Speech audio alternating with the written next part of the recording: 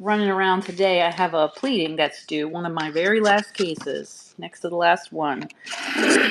And so I was working on that today and also getting our updates for all these cases for tonight that we've been interested in. So I gotta get and then I had to move because that was part of the tech problem. So I'm getting my paperwork put together here. And so folks know, King and I are going to be doing part 3 of the JFK conversation that we're having. That's on Wednesday.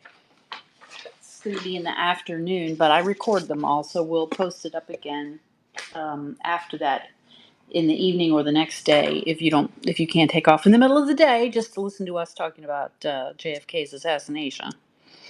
So yeah, Ship's not answering me. I hope he's feeling okay. Let me try to DM him too.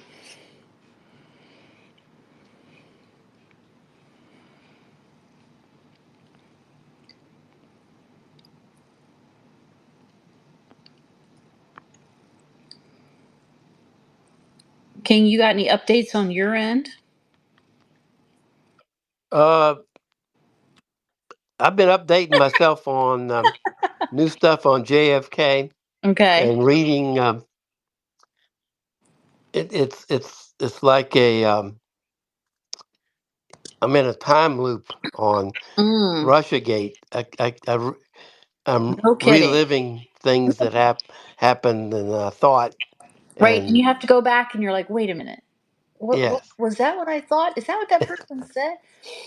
So, and I read a lot of the key players, their Ship. And so, uh, Ship, can you hear us now? Yes, I can. Oh my goodness, you do have a head cold. You sound Yep, terrible. I'm not sorry. good at all. I'm sorry. I'm sorry. But I know you want to talk Russia anyway. So, um, but Kane and I were just saying it's like a time warp, back to 2017 and 18. And, I've read a lot of the books by the key players in this whole craziness because a lot of these stupid idiots wrote books. And so now I'm going back and looking at my notes on those to see, cross referencing stuff because there may be some fodder there for examination of witnesses or, contradictions and so forth. So we'll see about that. Okay, guys, you want to talk Russia first? And that way, Ship, if you start feeling bad, you can jump off at the end when we do the updates. Okay.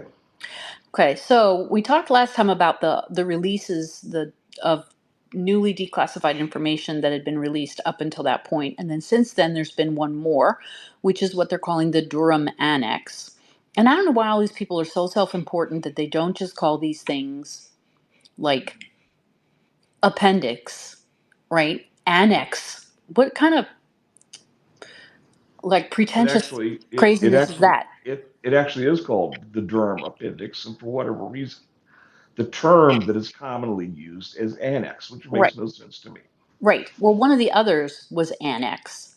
I think it was um, maybe Mueller's, and so and so the media has picked up on that. So yeah, so that's the word. That's what I'm saying. That's the word they're using for this now. When it clearly is an appendix, but okay. So anyway, so Ship, you want to tell the folks real quick in case they don't know what is this first of all that got released, and then we can talk about the contents. Yeah, okay. During the course of Mueller's or Durham's investigation, there were certain subjects that he decided to explore further that led him into reviewing classified information. And so when he wrote his report, and the classified information is essentially pretty much all foreign intelligence material, And that intelligence was a big material. distinction, a difference from the others, don't you think? This is not like classifications for the purpose of covering up shit. This is Right, like right. This is where it actual came from. sources and shit. Right, right. Where it came from and who might be implicated if its existence was acknowledged, or the specifics were put out. Right. Um, and it doesn't actually say in it where it came from, but there's been a lot of reporting online that it was the Dutch government, that there was a hacking group, an anti-Russian hacking group that was working with Dutch intelligence that had found a way. Either they had a source in the Russian service that was doing this work, or they had just hacked into the Russian service that was doing this work. And so starting in at least so what Durham did is these three subjects where he wanted to cover it in his report. The public report has kind of, generalized, opaque references to the information without any specifics.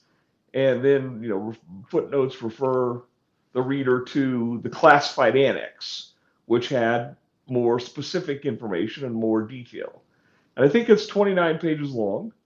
There are essentially three parts of the report, three parts of the annex address three different parts of the report. The only one that's really got any attention is the part concerning this Dutch special intelligence, which, so far as I can tell, it came in three distributions. There was a distribution either in late January, or the references are all to January, although there's no specific date for when the distribution came, the information when it was passed from the Dutch to the CIA.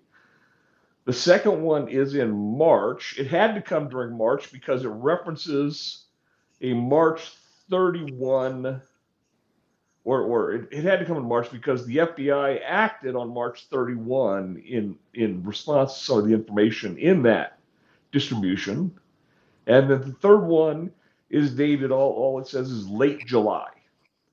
So, using those as the clues, could be more, but at least you can make out three distributions of intelligence from the Dutch to the CIA, January, March, and late July. Right. The late July one has got the most attention. The late July one is the distribution where the Dutch or the Russian intelligence made reference to emails that confirmed the existence of the Clinton plan to vilify Trump by linking him to Putin and Russian efforts to interfere in the election for the benefit of Trump. Right. I'm looking at the document, and like the ones before, it is so blacked out that you cannot see what was the level of classification before. At this point, the level of classification is unclassified. It was released to the public by Chuck Grassley, and the date on the document, the first page of the document, is May 12, 2023. So this is when this document was created, or at least that's the date they put on it as. And I think I can date. A couple of those issues there. So this document was sent by the FBI directly to Grassley. Kash Patel said the document was in response to a request that Grassley had made that had never been responded to by Chris Wray when he was the director of the FBI. The date, you say May 12th, I think. Yep. The public report, which would have been a sanitized version of the classified report. The public report is dated May 23rd. So this is the first, or this is the classified annex went along with the classified version of the report, which, had a very limited distribution. And then 2 weeks after that, the public version of Durham's report was released. I believe it's dated May 23rd. So what's in this, though, the 29 pages, and this is, I think, you got to kind of read this stuff carefully to understand. The 29 pages are essentially all typed by Durham. So this is Durham's team's 29 pages of explanation of these materials and how they apply to aspects of Durham's investigation, why they're important. I could not tell in reading it whether when Durham got the memos, or got access to the memos, the Russian language memos, the Russian intelligence materials, if they got the source documents that had been hacked at the same time. Right, so that's unclear. It says they got a January 2016 memorandum, which was in Russian. Right. This is on page 2, I think. No, 3. All of the memos Yeah. were in Russian. Right. And if you're looking at this, be careful to note the indentations because this is the way lawyers do things. So there's a chunk of this document that starts on page 3, it runs through all of page 4, that is actually a quote from this Russian, it's a translated chunk of this translated Russian memo. So that is not Durham talking, this is what this memo supposedly says. Right. Now, this introduces some issues that, again, unless you've dealt with this kind of stuff, it kind of maybe it's not immediately obvious to you. But the problem here, in some respect, is you have original source documents in English that the Russians hack. Right. Then the Russians translate those source documents into Russian language memos that the Dutch hack. Which is like And what our people do too. They scoop up right. stuff and then they But write now, memos for each other. now you've got Russian language documents that you have to translate back into English, and you don't have the source documents. Right. Or you may So that means have a the different original version of it than what they were looking yeah, at. Right. yes. So the Russian language translation of English might be problematic. The English translation of the Russian might be problematic, and you don't know it unless you have the source documents. Right. So there's all kinds of And there's quotes in one. here. So just so I want people to be careful if they're going to look at this with their own eyes. There's all kinds of quoted documents in here, and you can, if you're careful in following where the margins are, you can see where Durham is talking and where he's quoting documents. He's talking essentially about 3 memos. I think he's only talking about the memos because I think that even the 2 emails that come up in July 25th and July 27th, that are, purportedly from this individual Leonard Bertano or Bernardo, Mm-hmm. that those I think are actually from the text of the Russian memo. In other words, Durham doesn't have those. He has the Russian memo's text of those. He also has sort of the companion side of the emails from one of the think tanks. So, he went and got yes. he used grand jury subpoenas and search warrants to go look for the source documents, Right. to see if he could find source documents that were the same as the documents referenced in the memos. Right. And so they did get emails that, you know how it is when everyone knows this when you're emailing people. Okay, you maybe have a thread and maybe some people got added to the thread later, or you only have half the conversation that were just the replies for some reason, right? So they went to the people that this Bernardo was supposedly emailing back and forth with to see, well, what did their emails look like? And they did not match up exactly. Well, they went to the Soros Foundation, Right. who Bernardo worked with, right. and got the Soros Foundation's emails, and there were no emails on the 25th or 27th that matched the emails in the intelligence dated the 25th and 27th. Right. I have a question. Yes. Ship, you say that they went to the Soros Foundation. I've read, without confirmation with the raw documents, but I've seen reports that Durham went to the court not once but twice for a search warrant and was turned down to get those emails. Did he subpoena them through the grand jury, or did he get them voluntarily? What Let me happened? read you what it says. So this is, what page is this? Page 12. There's some blacked out stuff at the top. And then it says, in addition, the office, he means himself, Durham, obtained records, he does not say how, from a number of nonprofit organizations and think tanks that, as noted above, were the victims of hacks by Russian intelligence to determine the accuracy. So I'm reading between the lines, and he does say this included, among others, the Open Society Foundations, which is Soros, the Atlantic Council, Carnegie Endowment for International Peace, Center for New American Security. So I'm thinking that those are grand jury subpoenas, or maybe even like a lesser kind of request letter kind of thing, that he wouldn't have needed court authority for that. Ship, what do you think? I'm No idea. Would be completely guessing. I hadn't read anything that he would turn down. That I don't know if he would have, if that's in his report somewhere. If it's not in his report somewhere, those that kind of information is not typically trafficked. So I'm not sure Somehow it where it hit would the come from. news that the judge in D.C. District Judge. Judge Powell. Would have been Judge Howell in that time frame. Powell. We lost. Yeah, Judge Powell turned him down twice, I think. Is what I've read. Well, we Well, could look I think into that. This doesn't there's say exactly, but then the next paragraph says, notably, the office was unable to locate in the records from the think tanks any exact versions of the Bernardo emails obtained through T1. T1 is, as we're saying, is probably the Dutch.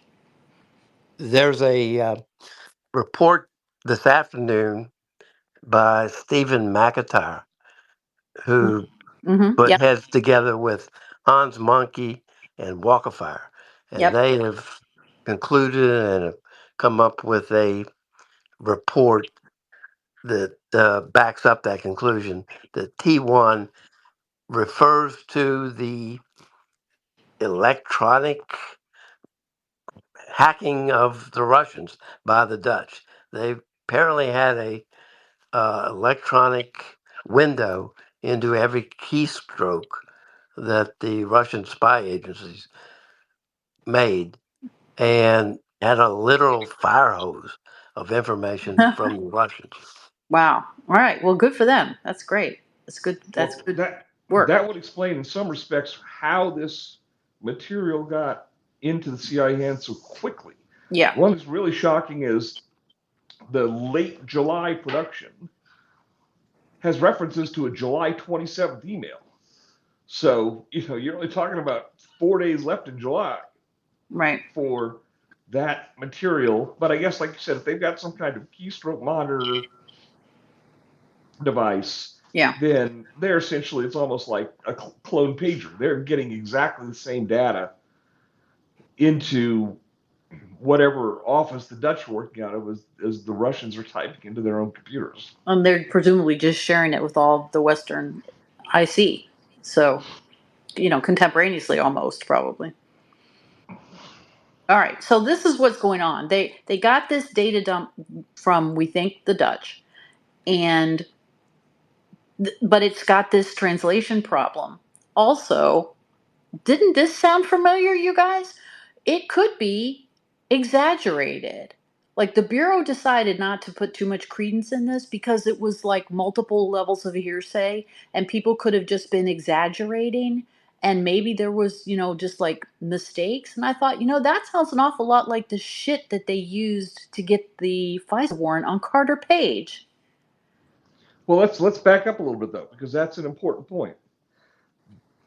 That issue first arises in the March dispatch of sensitive intelligence, because the March dispatch had the information about Loretta Lynch being in touch with Amanda Renteria of the Clinton campaign, and that Loretta Lynch was supposedly giving updates to the campaign as to the status of the FBI investigations, and that she was, committed to making sure the FBI investigations, there were three of them, that making sure the three investigations didn't go anywhere. That, in the January information, there was reference to President Obama having decided that he would not let his legacy be captive to Hillary Clinton's corruption. That's not the language, but that's Right. basically that he was not going to allow. He had decided that he was going to back Hillary Clinton over Joe Biden, and he was not going to let these investigations that persisted into the spring of 2016 to derail her candidacy. Right. So, sort of, the fix was in that the FBI investigations were all going to be sidetracked at some point leading into the summer and become a non issue. And the March information included information that, like I said, Loretta Lynch had been in communication with Amanda Renteria, who was the national political director of the Trump campaign. I mean, that's right to the Of the top, Clinton campaign. or the Clinton campaign, um, and assuring Renteria that the investigations would ultimately go nowhere. And in fact, in that time frame, that's what was happening. This is when, in the Hillary Clinton, in the mid-year exam on the homebrewed server, and the mishandling of classified information, this is when the FBI was told you can't use search warrants or grand jury subpoenas. You can only gather evidence with consent. This is when one of the attorneys, and I can't remember which one it was, one of the attorneys who had been involved with Hillary Clinton in destroying Was it this Catherine Rumler? records. No, it was the African American woman, not Susan Rice. Uh, but a longtime Clinton confidant was allowed to sit in on the deposition as her lawyer. Right. When she had been involved in the alleged offense conduct. Um, this was the investigation where the two other attorneys representing her were allowed to review all the emails in the first instance and decide what should be deleted as personal, and then produce the rest. You know, those were all the ground rules that the Clinton folks insisted upon, and because DOJ told the FBI that they could not use grand jury subpoenas as search warrants, they could only collect evidence by consent, that the FBI was stuck. They had to do it Right. that way. They were hamstrung. And you know, I never had any case where you could demand those kind of concessions. Now, Right. I Now know let me go of back to cases where there were similar things because of the importance of the person. So it's not like that doesn't happen. But, you know, this is who it happens for, is people with big names. okay. So let's go back though. So you have this information in the special intelligence. Three three individuals from the FBI. It was McCabe, Trisha Anderson, and one other person. I can't remember who it was. Trisha Anderson was the associate or deputy general counsel, worked for Baker, who was the general counsel, Right. and a third person. It's on like page 4 of Yeah, that, or I'll page get. 4 or 5. Keep talking. Um, they decided, in light of this information, which is about Loretta Lynch, they decided to go over to Justice and talk to David Margulies. David Margulies was then the principal deputy attorney general, principal associate deputy attorney general. So first among equals of all the associate deputy attorney generals, and the longest serving career employee in the Department of Justice. So, sort of like, the Yoda of the Justice Department. And Margulies had been in that role for a long time. He was kind of Right. always viewed as a straight shooter and a truth, an honest broker. And they ran the information by Margulies. Basically, what should we do? And Especially the part the where FBI, supposedly Lynch is talking to the Clinton campaign, because right? that would have been super And inappropriate. So, and this is in March. right, This is in the same time frame that the DOJ is throwing roadblocks in front of the FBI, right. and the information is consistent with that. So the FBI says to Margulies that we do not find these allegations as credible. We believe there are translation problems. One, we believe there are exaggeration problems by whoever is reporting the information. In other words, the emails or hacked documents that it came out of. We believe there are exaggeration problems by the drafters of the memos, Right. the Russian intelligence agents. And then there's a fourth one. You found there are four grounds, four Yeah, the specific fourth grounds one why. was, it was just hearsay on hearsay on hearsay. Well, that's hearsay on hearsay on hearsay. Okay, so on that basis, those four grounds, none of which involve actually looking at the material. Right. They all just revolve dismissing the material at face value. Hang on a second.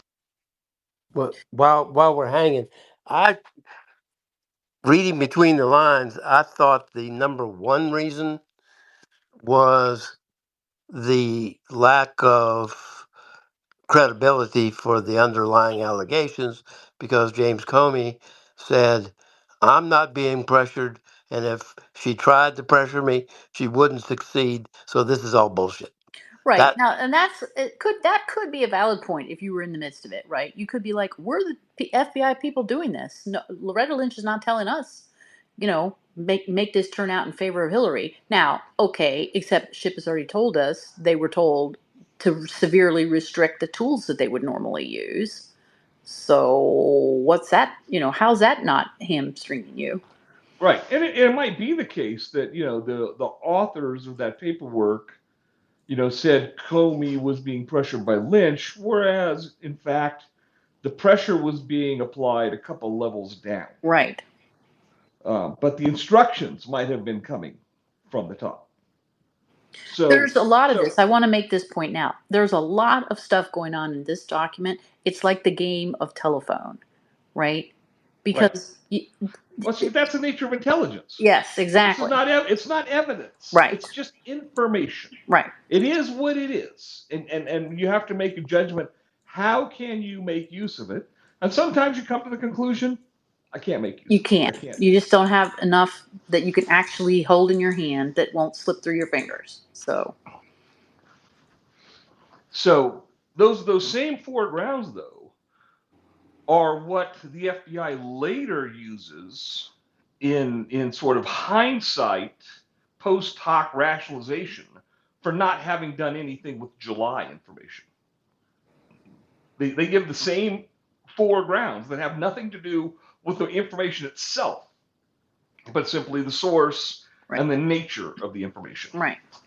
Meanwhile, CIA thought that the information was credible. That they were allowing for the translation problems and whatever, but they still thought, you know, the gravamen of it was credible.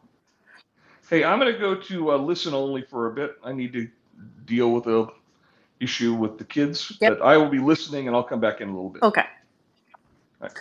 All right. So the stuff that's in here is just incredible, but you have to read it from the point of view that we were just talking about of with utmost caution, right? Because even this tranche of information that we're getting from the Dutch. We trust the Dutch, okay, but they've hacked it from the Russians, right? And the Russians are getting it from people they've intercepted it from the Russians in some way, and the Russians are getting it as memos. So that's another person's opinion about what was said and what wasn't said and what was meant and what wasn't meant. Are getting it from emails that they've hacked or scuttlebutt that they're hearing. I mean, it is very much like the kind of information that Steele put together in his dossier that they used against Carter and the Trump and campaign. let me draw a picture. Yep, go ahead. In the Steele dossier, it starts off with the Pete. Well, early on, it starts off with the Trump P tape uh, allegation involving Russian prostitutes and peeing on a bed, and Trump getting kicks out of that because it was the bed that Obama slept in. That was the claim. All made up, we learned later, but it it had a great deal of traction in the media back then. Right. Because of the titillation factor. Because Well, somehow, yeah, you've got a political titillation factor going on here. You've got a sitting president, a sitting uh, attorney general right, who is allegedly putting her thumb on the scale to protect the Democratic candidate for president, and not only putting her thumb on the scale, but communicating that fact to the campaign itself, basically promising them that nothing's going to happen. I'll make sure nothing bad happens. Just go on with your campaign. all right. Now That that's was the the allegation. allegation, right? That Exactly, was the right. That was allegation, the allegation, and it parallels the Trump P-tape thing. right? It whether it's true or not. Well, let me put it. If there's evidence to support it, and nothing happens between then in March of 2016 and the election, and Hillary gets elected, Now we have the a problem. Russians have blackmail information on Hillary. Right. They can turn the screws. Right.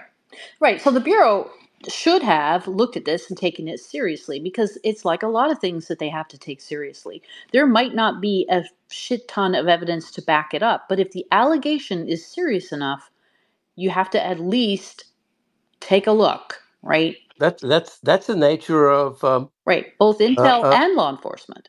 Right. although here we're talking about not so much law enforcement, Right. but uh, security, Right. the protecting the new administration against that kind of leverage, that kind of blackmail attempt, and so it kind of goes without saying, the intel agencies are there to protect the country and the people that run the country from foreign efforts like that to game the system, to exert leverage, to blackmail politicians, etc.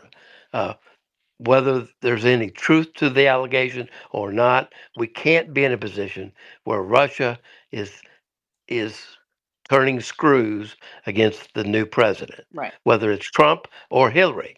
So just as the FBI and the CIA had a duty to run down the P tape allegation as to Trump and protect the country from being put in a position of having its president blackmailed. They had the same allegation, same obligation for the other candidate, Hillary. Right. So, and this story is all about a a decision made somewhere at some level to handle the same issue in Different. two Yes. totally different Right, ways. different. That's why it struck me that these four factors of why they didn't find it the information credible, other than the translation problem, all of those factors applied equally to the mess of crap that they got from Steele that they then turn around and put into the FISA court. And so the difference in how it was handled is just so stark. It's revolting. Um, Now, I want to make clear to people that some of the things we're saying, this is what they're talking about in the document. That doesn't necessarily mean that it's true, right? Loretta Lynch denied that she gave the Clinton campaign a heads up as to how things were going on. She claimed not to know Miss Renteria, however it is she pronounces her name, at all, and that didn't happen. And Comey said, and the memos talks about how he didn't necessarily believe that Loretta Lynch was doing that either, but he wasn't willing to take the chance. This is what you're talking about, right? He wasn't willing to take the chance that there could at least be a perception problem there. So he basically unilaterally decided to take it out of Lynch's hands, making the decision about Hillary's case, which makes more sense on one level that he did that than it seemed like at the time, right? It seemed like at the time completely outrageous that the FBI director would do that, um, because clearly DOJ should have been announcing the results of the investigation, not the FBI director. But if he's sitting there thinking, okay, but there's this information out there that Lynch is compromised, then we can't let her make the decision, because if it's if she is compromised, then that's going to be bad because that's going to come out later. And if she's not compromised, it's still going to look bad because this allegation is going to come out later, which it has, right? So I'm not lauding Comey because I'm sure everyone knows I have, I think little to nothing of him. But it makes more sense, at least, that some of this was going on because this is the information that they were dealing with at the time. There's this fascinating section, King, I don't know if you read this, but there's this fascinating section in here where Anderson and McCabe are briefing Lynch on the allegations against her. So they went to Margolis, who was, as Ship described, was basically the number two at the department, to tell him about all of these allegations against Lynch. Because, of course, they couldn't just take them to her directly in the first instance. So they took them to him for him to give them advice about how to handle them. They decided to brief her. So McCabe and this Tracy Anderson went over and they briefed Loretta Lynch. And then there's this whole big section in here about their observations of her response. That she gave them a stone faced response and said, oh, basically, okay, thank you. Other than denying that she knew this Renteria woman, she didn't respond the way they expected her to. They both thought it was odd, strange, I'm quoting their behavior, that she didn't say, well, this is ridiculous. Of course that didn't happen. She didn't deny it. So there's this section, Durham doesn't do much with it, and they didn't do much with it. But I found this very interesting that they're sort of, this is the way police officers often are. If you don't respond the way that they think you should respond, then they infer negative things from that without really much to go on other than that they think they wouldn't respond that way. King, you want to jump in there? Yeah, what you're kind of talking around is the distinction between law enforcement and national security. Right. FBI has two hats. It's a law Which enforcement they agency, shouldn't, but that's a and discussion for another day. yeah, and they put together cases for the attorney general and the DOJ to bring under criminal laws. But their second hat, which has gotten a lot bigger since 9/11, Yeah. is as the uh, uh, the local, not the local, the inside the U.S. arm of national Domestic. security Yeah. to protect us against foreign adversaries and terrorists. And so and those are two distinct uh, functions. They are separate. They're separate under the law. They're separate in function. They look at them separately. Their procedures are separate. They're when they have their national security hat on, their object is not to put people in jail. Their object is to protect the homeland, to protect our institutions against interference by foreign adversaries.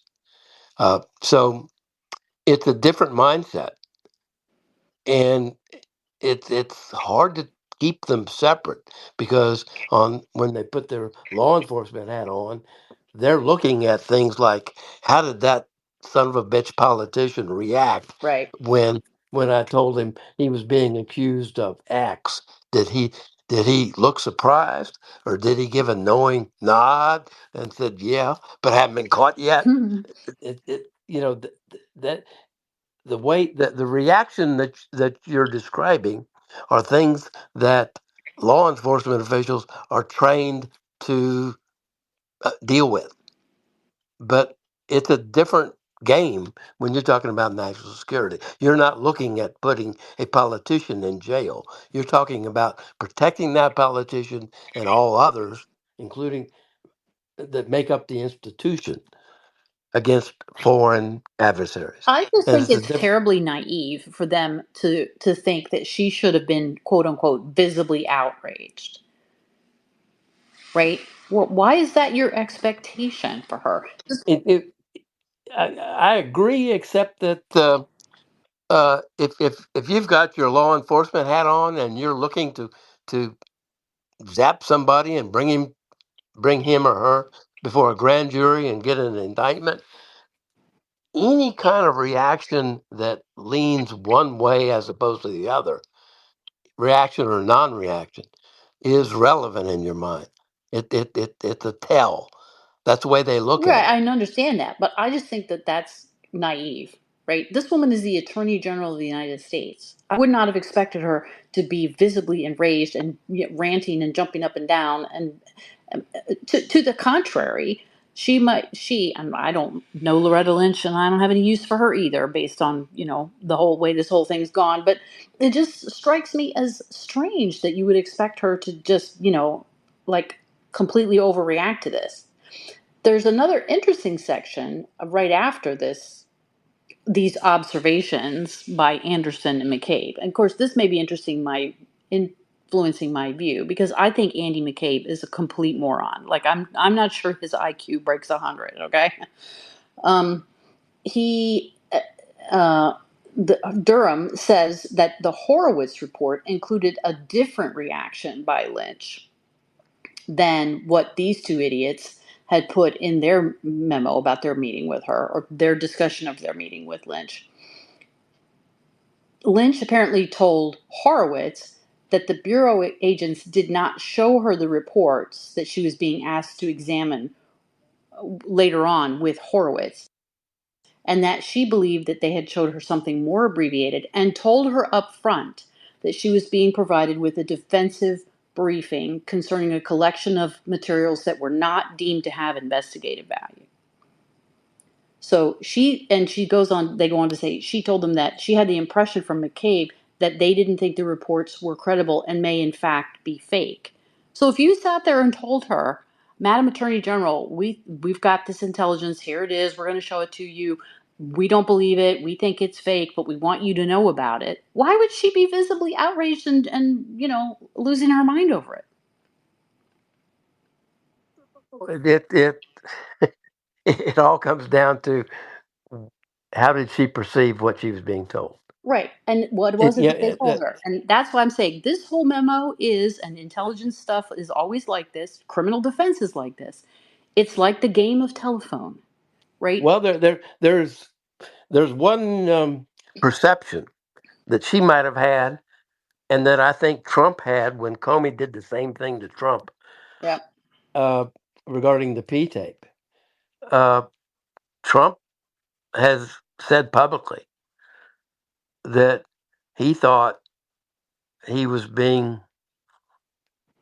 squeezed by Comey, basically threatened with blackmail by Comey. The From way Comey's Comey briefing, right? I recently from the read, briefing, and yeah, and and yeah. Lynch might have thought the same thing. I agree. Have you read General Flynn's most recent book about his biography? He I've talks not. No, no. he talks in that book about this debrief because he was present for this. Comey stayed after, right, to brief Trump about this P tape business. And since Flynn was his NatSec guy, Flynn sat in on that meeting. And Flynn says they sat there and they didn't say anything and they didn't respond to it. And after Comey left, Trump said to him something to the effect, and I'm just paraphrasing this, but do you hear how crazy these people sound? Right? So it's the same reaction. It's the reaction of It's a natural reaction to exactly a high level politician who thinks somebody is trying to use leverage against him, right, and or very her. This is subtly. pin the And tail on the donkey. So I'm not yes, saying anything. What am I so going to you don't say say that's going to anything. be You helpful? Exactly. and the first thing that comes to your mind is your ass is fired. And Right, exactly. Yeah. Right. So that these two idiots think she should have reacted differently to this is just incredibly naive, I think. So, but it also illustrates, if you read this, how the whole thing is, well, this person said this to this person. And then when you interview the other person who was there, they heard something different. They were in the same meeting, right? But they saw something different or they remembered it differently because this is how A, real life is, and B, even as a defense lawyer, when you're putting together a defense for cases, the government wants to tell a simple, straightforward story, except life isn't really like that, right? When you actually talk to the witnesses, the sanitized version that you're getting from out of the prosecutor's mouth in real life is far more complicated. So I thought that but was a fascinating little diversion. anybody wants a better answer than a stone face, try try. Thank you for your information. I understand very well the dynamics of extortion. Right, Thank you. exactly. Get out of my office. So, okay, so I don't know whether Loretta Lynch was giving information to the Clinton campaign or not, but I tell you what, I wouldn't have made one damn thing out of. She sat there stone faced while we accused her of it. basically to her face. So, but this again shows you, to me, it shows how not on top of their game the Crossfire Hurricane people were, right? I already had a low opinion of their degree of competence, and this just doubles down on that. Now, on the other side of the ledger, there has been testimony by Lisa Page that indeed the word did get down to her from on high somewhere to leave the mid-year exam alone. Right. Right. So to remind people, she's not a DOJ, she's a lawyer for the Bureau, right? So if the allegation is that Lynch and her people are trying to put the kibosh on this, would have to get communicated from DOJ to FBI somehow. But you know what? I know from working white collar cases that people say, oh, well, we were instructed that we were supposed to do X, Y, and Z. And then when you interview them about, okay, well, what was exactly said? It's a mumbo jumbo insinuation. Well, I took it this way, that people have different perceptions of the same thing that was said. It's never, oh, well, this person literally told me, do this, don't do that. It's all wink, wink, and a nod, nod. And then you also have the problem. I've had this in multiple cases where one of these people who's a witness in this case is fucking crazy, right? And they're just straight out mentally disturbed or personality disordered. And now this person's a witness in your case, and nothing that comes out of their mouth makes any sense because they have a distorted perception of reality 24/7. So this whole thing reads to me like that it's like, okay, well, all these idiots are talking to each other, and then they can't remember later half the shit that they said to one another. So, but it is, this is sort of a diversion because the ship was really talking about the main point. So maybe we should get back to that. This document proves up Yeah, the difference between how they handled allegations against the one campaign versus the other. And Ship wrote a very good Substack today. King, I don't know if you've had a chance to read it, I have not. about the mainstream media is now running with this. They're running cover on this memo by basically saying, oh, well, it wasn't credible. The emails didn't line up. The ones that the CIA got from this T1, we'll just call them the Dutch. The ones they got from the Dutch didn't line up from the emails that they got from the other entities. And so, it's not really credible. It's not really accurate. They are, When you get to July, it's a different issue. You've gone beyond the suggestion or allegation that uh, the administration, including its Department of Justice, was in the bag for Hillary. Now in July, the July dump, you have a totally different dynamic.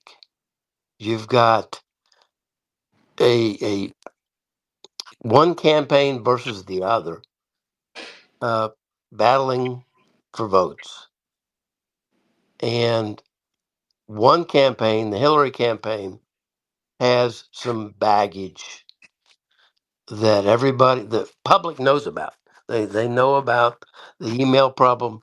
They know about allegations of pay for play with the Clinton Foundation. right.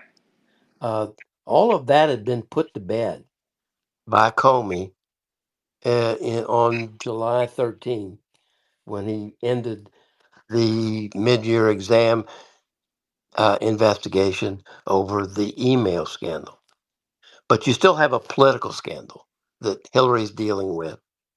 And according to these Russian intel memos describing emails from to and from think tanks dealing with Hillary and her campaign, her she has opted to defend against the corruption allegations by going on offense against Trump. Right. She decided the By, best defense was a good offense. right, and So, she's going to make up shit about Russia and Trump, right. and that's and now our uh, uh, law enforcement and national security uh, agencies, CIA, FBI, and others, are have this dumped in their lap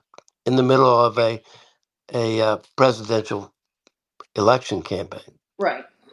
So it's in a lot of ways it's different uh, because if Hillary goes forward with her plan, things are going to be said about Trump that probably aren't true, uh, at least as pitched by the think tank guy who wrote the memo, uh, as interpreted by Russia. Uh, And then translated back into English.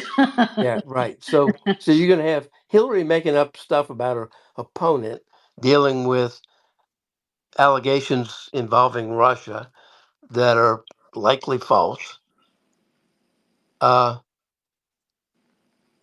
and but at the same time, the FBI is opening up a file, an investigation, a national security investigation, not a criminal investigation, on those same issues. Right. And this is where Ship's point today in his Substack comes in, because the Durham people couldn't one on one compare what was in the Russian memos with the emails that they got from the think tanks. And he concludes that the memos, which the Russians were writing for their own intelligence purposes, obviously, that those were what he called composites. So basically, they took the stuff that they found and they kind of synthesized it, maybe to make it understandable to their superiors, or maybe to group like things together, or whatever. And as Ship said, we don't have the underlying source documents, so it's difficult to say exactly. But Durham uses the word composite, I think. And the media has run with that, basically saying, well, that means they're not accurate. And that's not right. It could be 100% completely accurate. It's just they're not writing a brief to a court and setting out verbatim the exact language the way that lawyers would do it. Ship, I see you. I just sent you a co host so you can sign in again. You follow what I'm saying, King? So it doesn't have to, they're not sending this memo to a judge, they're sending it to their intel superiors. This is not. You take your law enforcement and criminal prosecution hat off a minute Right. and look at this from national security standpoint, which is CIA is supposed to be doing. And again, you've kind of got a parallel issue. Is i- if this is if what Russia says is true, then we've got one candidate kind of creating or magnifying a the appearance of a national security issue, uh, that maybe as uh, law enforcement and national security spy agencies, we don't want to get in the middle of, because we all we would do would be to magnify it Right. and and put our thumb on the scale one way or the other in the election. That was one of the allegations, is that That's the right. campaign would be basically seeding Yeah. the FBI and the FBI would pour oil on it, meaning But boost the flame, right? but then they have to ask they have to ask this question: What if what if the Russians have it wrong? Right. What if this is their offense against what they did wrong with Trump? Right. Now you guys Uh, will love this if you haven't read this memo. They showed Hillary this Russian memo stuff, and she said that it looked to her like Russian disinformation. I about fell out of my chair. but that's a question that a CIA analyst would ask. You have to look at these things objectively. Look at all sides analyze the Well, I'm whole not faulting them big for picture. asking it. I'm saying, what kind of fool is she that that was the answer that she gave? Like she's Well, some kind of specialist in Russian disinformation. right, For fuck's but sake. but go back to the CIA analyst. He's got that analyst, he or she, has to uh, look at all sides and then con- come to a conclusion: is what the hell do we do with Right. this? Yeah. Right. So that is obviously what the Bureau should have done. They didn't do it well. Durham makes that point that and Ship was making this point. Ship, you want to jump in here? That they were looking at sort of the process issues, but not looking at the substance. And they made apparently no efforts to try to either corroborate or, disavow, not disavow, but corroborate or, eliminate the veracity of the information. Ship, can you talk? All Yeah. right, back here a little bit. Yeah, okay, so let me. Oh, Ship, you're all completely garbled. Ship, you're all completely. You sound like the adults on the Peanuts cartoon. Are you in the car?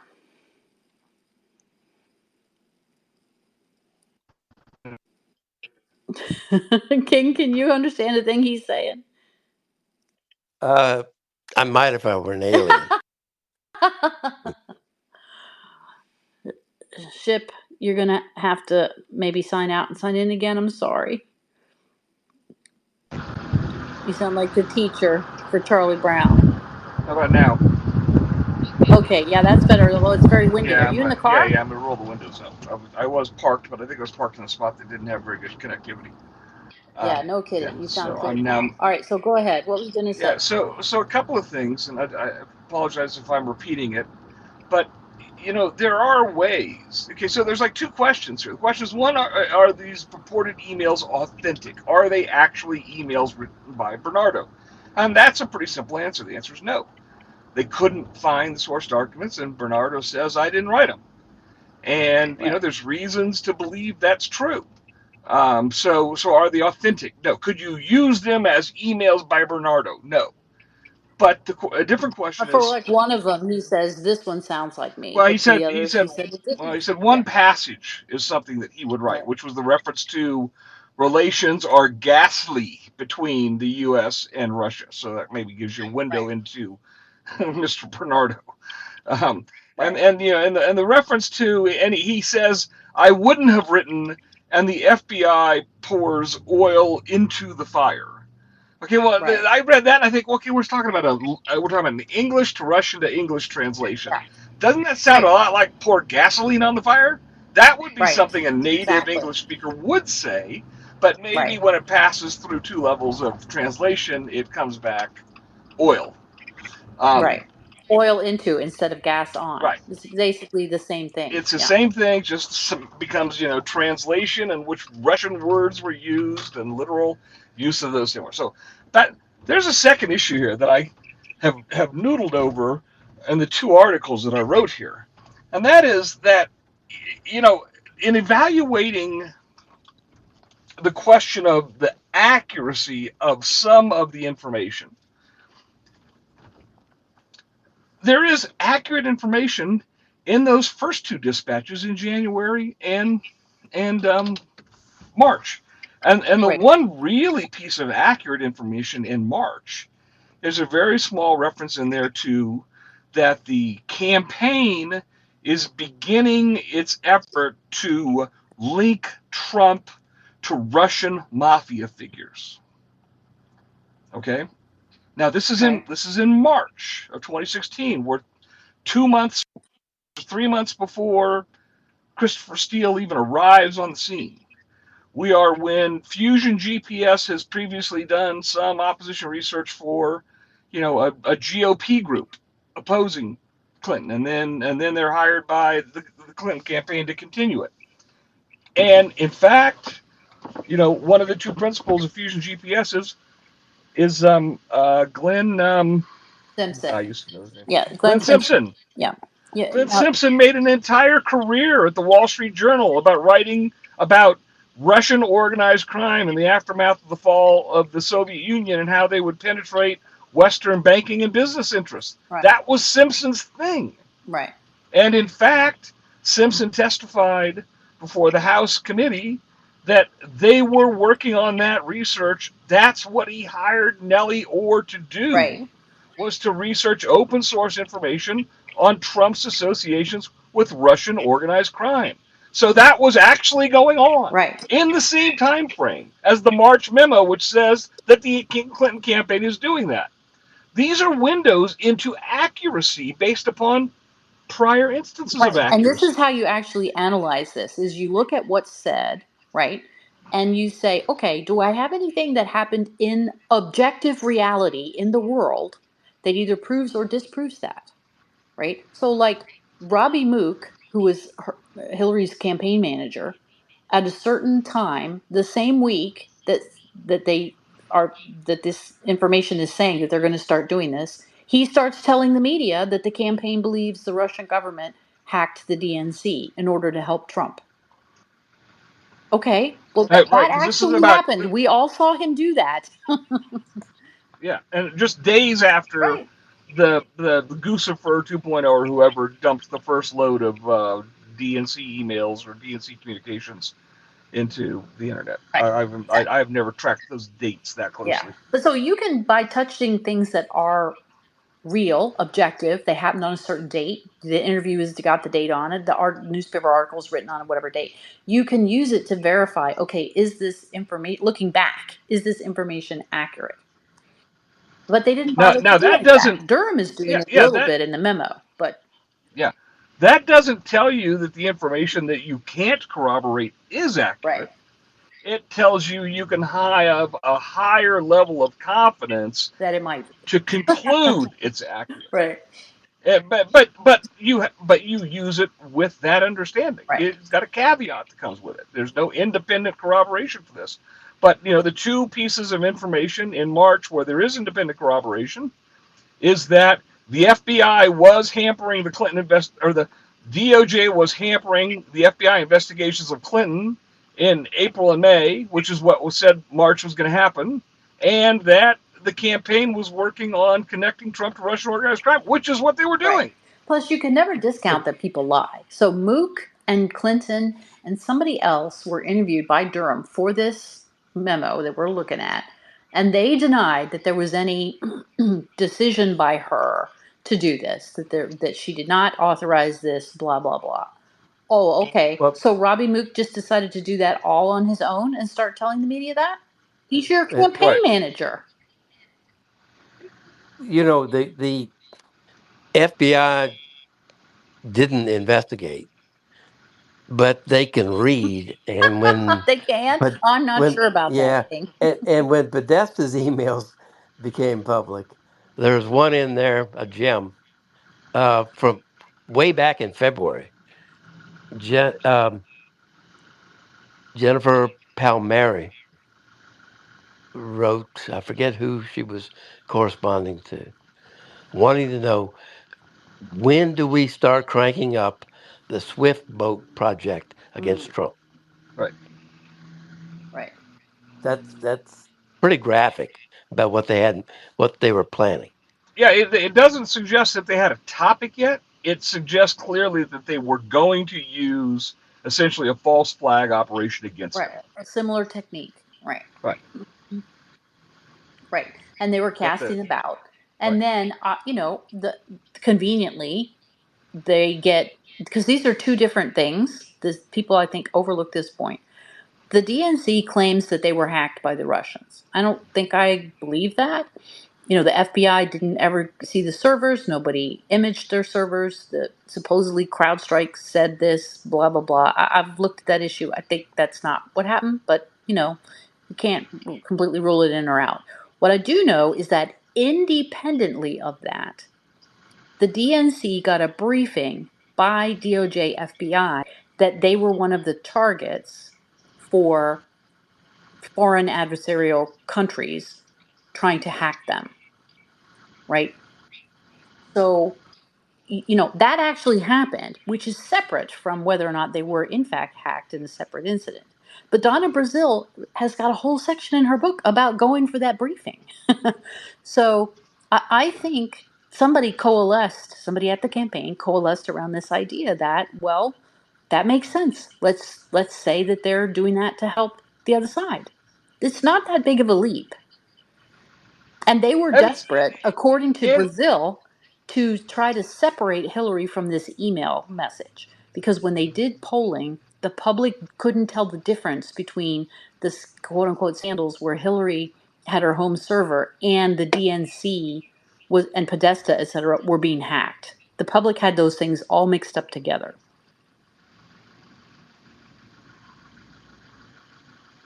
So they needed a different story than that. yeah, one thing to return just briefly to the you know the point of Durham doing this part of the investigation was not to establish that the information in the Dutch intelligence stream was true or not true.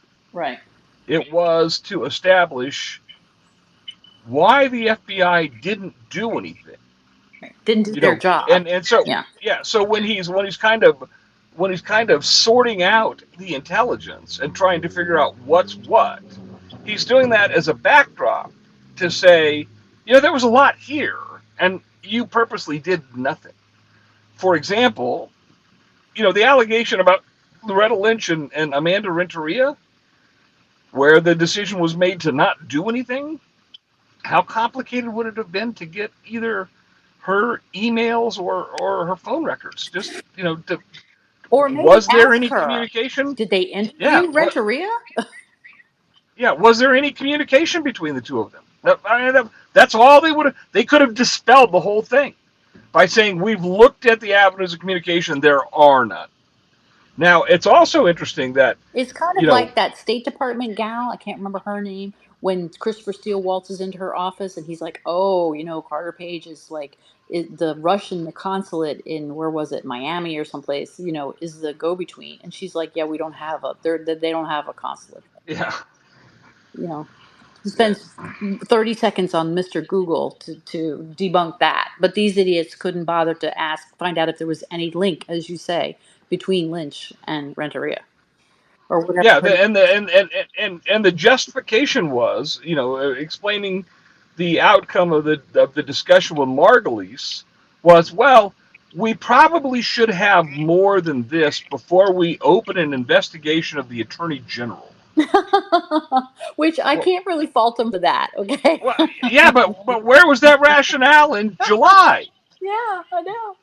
Right, you decided instead to lie to the FISA court so you could get a warrant to tap a campaign. Yeah, but even in July, Crossfire Hurricane is opened on July 31st based upon an Australian diplomat's recounting of a conversation in a bar with a person nobody ever heard of that was 60 days old. Right. That's what I'm saying. What happened to this is hearsay on hearsay and exaggeration. What happened to Yeah, those rationales when you decided to go crazy at the FISA? but Well, that was the point of Durham's investigation. Is Yeah, was it, to it, was to point out the dichotomy the in the differential. approach, Yeah. where well, where the Trump information had no substance to it, and the Dutch information had names and dates and plans Right. and goals. Right. to put it more succinctly, uh, the FBI opened an investigation into Trump campaign members to determine if it was true that there was collusion, a conspiracy between the campaign and Russia, and never looked at the other side of the coin, which was, are all of these incidents we're looking at manufactured by the other side in the campaign? They they they basically put blinders on. Well, but that is not. I must say, and I think Leslie probably back me up. That is not an unheard of reaction by the FBI, because sometimes what you know or what you learn complicates what you think you know. Yeah. And so sometimes you don't open a door if you have a fear that what's behind that door It's is going to going to undermine make what you your already life think. more It, difficult. Right? it, Yeah, which seems so it, it, wrong. exactly, but you're talking about a door that you know what's behind it. You have a good idea what's behind it. So you keep But it shut. And you're talking about a presidential campaign. I understand. But think. But you then that takes you. Well, who are the actors involved, and what are their biases? And that's then you get into the Strzok and Lisa Page Yeah. emails and The you see bias is clear. exactly the motivation. The motivation was they all believed that Trump was a Putin stooge. Right. They all believed Or they that had that was at least possible, and so and needed to really and be drilled down on. and they had 100 days to figure it out. Right. Yeah, And exactly. anything that compromised their ability to run wild in tracking down that information in 100 days had to be ignored. Right. Whereas they might have even thought, okay, so Hillary's going to play this dirty trick on the Trumpster. So what? Okay, so at what point do they step over the line and start violating the law? Well, I think when they lied to the FISA court and got those warrants based on, you know, no probable cause, that was severely problematic. One thing that I have never said publicly, and I don't understand this, when I read those warrants, it was clear without them saying so that the person that they wanted to surveil was part of the Republican campaign, right? And I sat there reading that dumbfounded, thinking, a judge signed off on that without saying, "Excuse me, you want me to spy, let you spy on the campaign for the president of the United States? Are you out of your goddamn mind?" Like that's what I would have But said. yeah, but the problem is that the affidavit was written in such a way that it was a fait accompli that they were going to find that evidence that all of the allegations were true, when in fact they were all bullshit. They were, it was all Yeah, but crackpot but what nonsense. I'm saying is I don't understand why no judge on that court said, "You know what? I want to see the attorney general in my courtroom tomorrow, and that person better have a good explanation of why you want me to authorize you to spy on either one of these campaigns. I don't care which one it is." Like, Right, seriously, and that's what we're particularly, doing now? and it was, and I don't know who signed it. Did Boasberg sign those? Several different judges signed them. Oh, that's right, because the four extensions. Who signed the Right. first one? I think Boasberg signed the first one, I think. I'd have to go Okay, back and so look at my timeline, you guys, but yeah, but the interesting point there is the author of the first one is the guy out of New York. Is that not Moffat?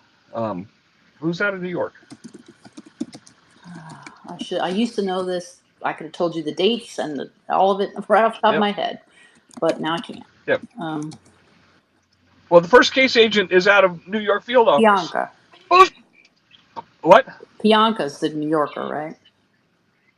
No. Yeah, he was the New York agent. The one that asked off after 90 days? Oh no, you're right.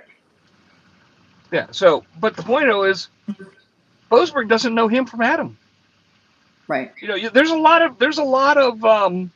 There's a lot of cachet that you get when you're running affidavits in being signed by agents that the judges are familiar with. Now, DC's a big office, and there's hundreds of FBI agents, so it's not the same as in a smaller office where you've got a smaller number and the same agents, oftentimes appear before the judges. It was not surprising if, Yeah.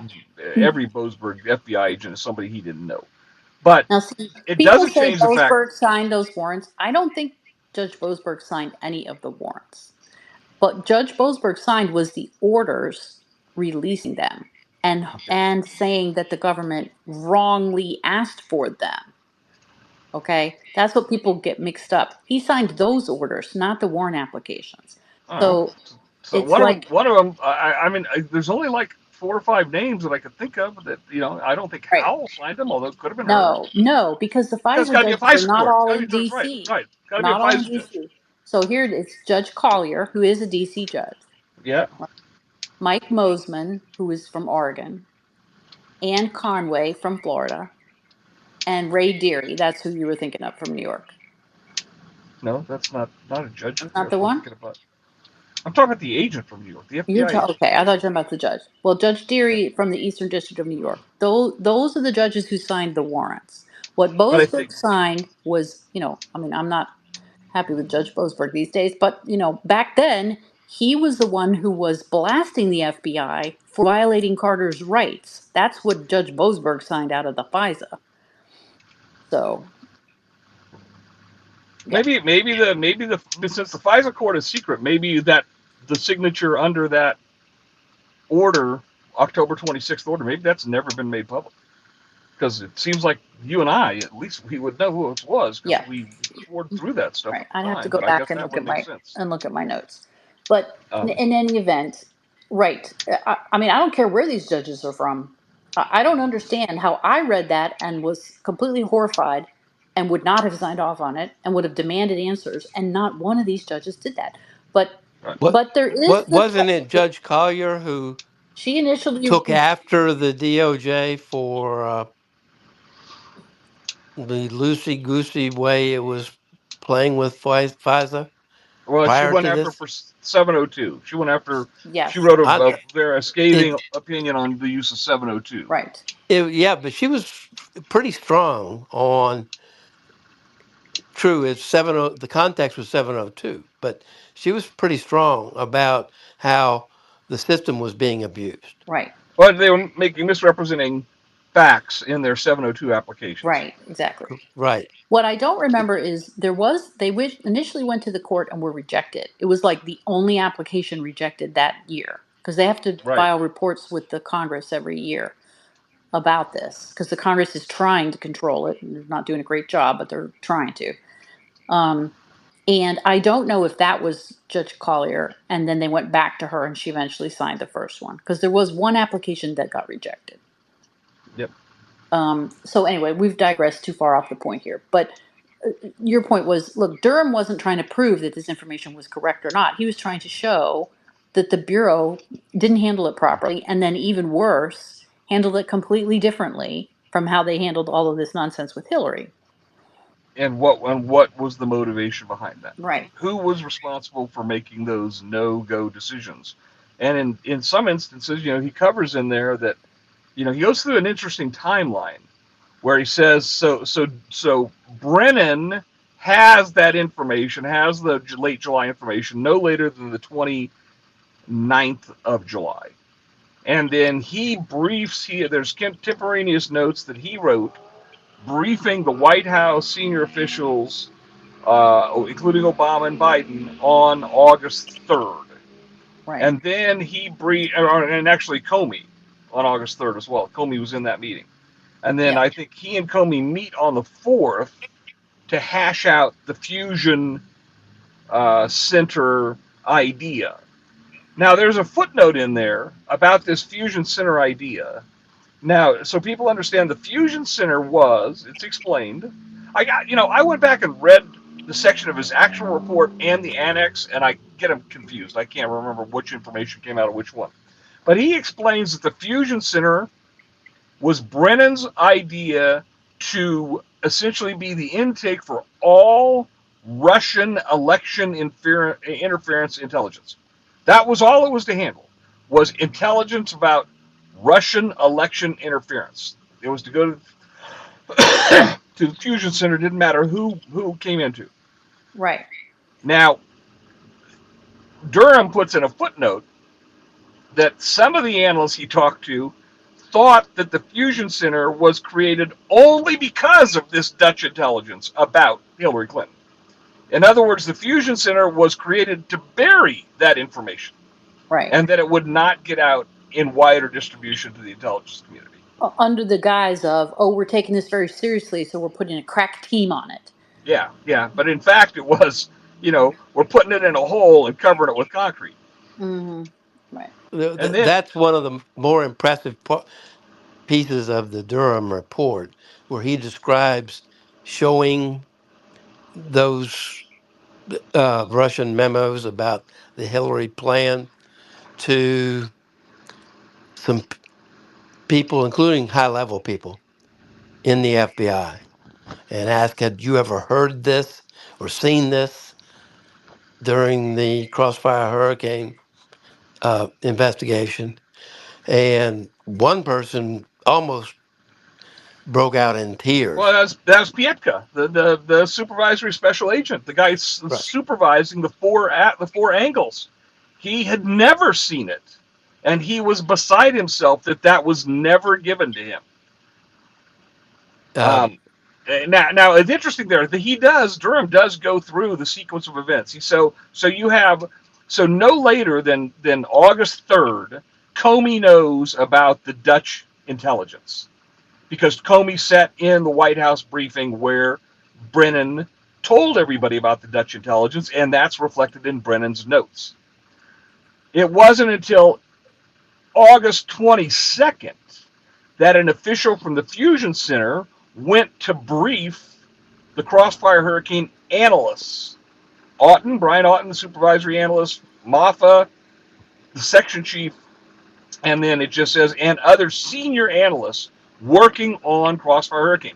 But it's just an oral briefing about what the Dutch intelligence is. It's not until 10 days later, September 2nd, that they actually get the Dutch intelligence in writing. But Durham notes that none of the analysts, and there no evidence was found of any follow-up plans or any taskings related to any of the Dutch intelligence. Right. It just came in, went into a file folder, and got filed away while they were off doing. Now, think about what they're doing in August and September, trying to, corroborate. I don't know when they started trying to corroborate Steele's dossier, and they were, sending Halper out to meet with Carter and other kinds of, trying to get enough of a PC for the FISA warrant on Carter. But they're it wasn't basically. it Ship. It wasn't long before they offered. What are you talking about when they offered Steele $1 million to provide evidence of anything, Right. and he didn't? Well, Uh, the dipshit it, doesn't it even wasn't know long that there's before no Russian they. embassy down in Florida. So, Good, You know, King. I think it was October. They offered Steele $1 million if he could find anything to corroborate what he said. Right. He never did. Didn't take him up Never on it. did. Yeah. But that act alone tells you they had not been able to find anything. well, they Now weren't the looking real only hard either. So, now as we know, the legacy media has simply ignored right. this. I was The trying to New get to York this Times. point in your Substack today, and Yeah. they're Good. distorting this. What Durham is saying is this composite emails. Can you explain that to folks? Well, let me mention something about that. You call them composite emails based on what they appear to be. Right. But there's also two copies of the July 25th email that are slightly different. There's text added to the second one. And then there's a reference that just slipped by me the first time until I was rereading it today. There's a reference in there to one of the memorandum being a draft. So it must have been captioned as a draft. Hmm. So it's very possible that none of these documents that were being acquired in real time with some kind of computer keystroke, Got none of them were got final. None sent of them. out. Yeah. They were all works in progress. Right. And this is not unheard of by analysts to grab information from various locations, put it all centrally, and then try to sort it out and make it into a coherent narrative. And you would clean up Meanwhile, the your guy has attributions later on. rewritten his email 6 times, and you have Exactly. all of the versions of it. Exactly. So, that's part of the art of Hmm. being an analyst. Right. You have to sort of sort all those things out. Are these drafts? Do I know which one was first? What changes were made? So it's these inconsistencies and the inclusion of text from one email from a guy at the Carnegie Endowment into Bernardo's email, you know, that doesn't necessarily mean that was the final product that the Russian intelligence agent was trying to pass off as Bernardo's email. Right. Yeah. But the media is running with that like, oh, that means it's not accurate. No, Right. that's not what it means. It means it's not authentic. It means it's not a Bernardo email. Right. Right. Like you printed it off and you have the sum total of it and it says what it says. Okay. And then you deal with what it says. Right.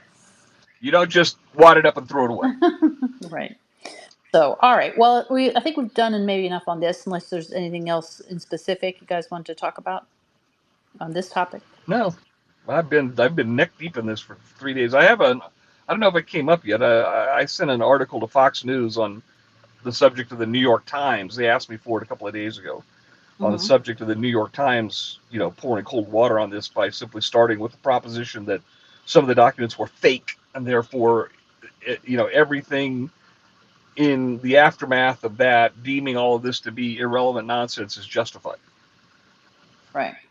So I don't know if that's up on Fox News Uh, online or not yet. I would Okay. add one thing. Uh,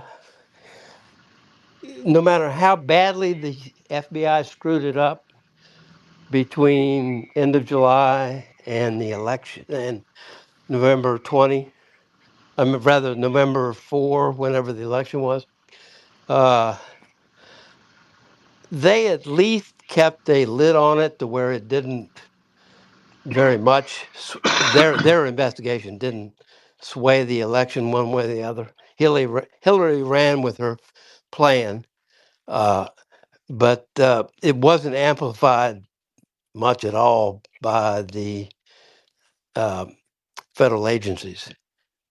Between July and the date of the election. I agree with Correct. you. Yeah. But Yeah, the with one real exception.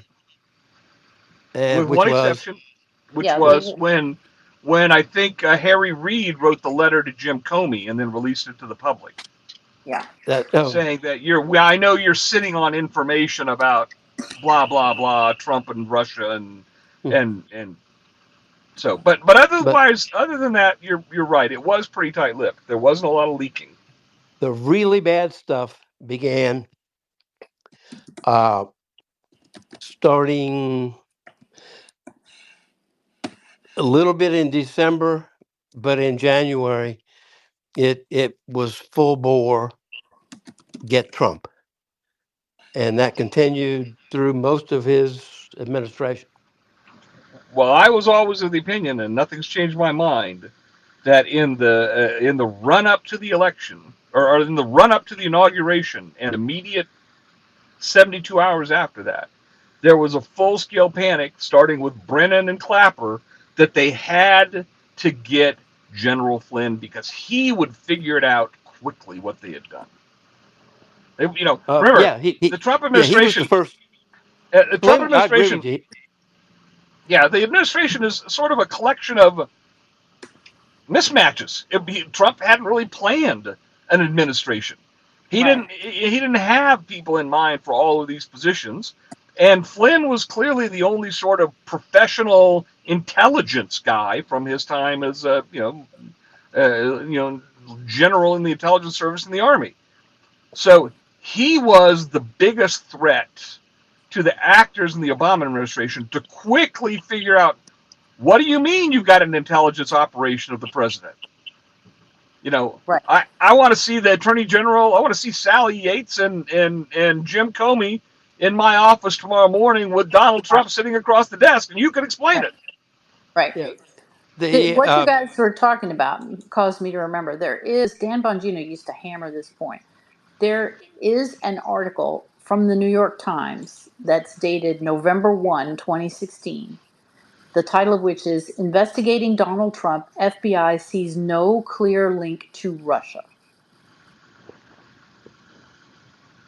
So, because Hillary's campaign people were talking about that.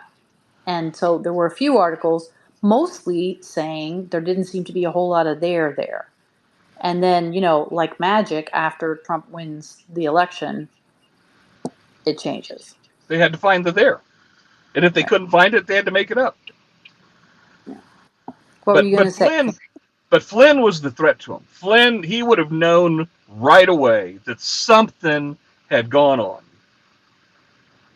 Well, he was They, pressing them in those briefings about their confidence level, right? eh, They didn't like that.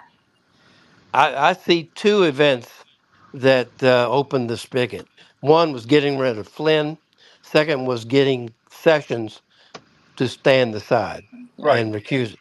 Yeah. And once those two things happened, it was full bore from then on, despite knowing that the Steele dossier was was a hoax.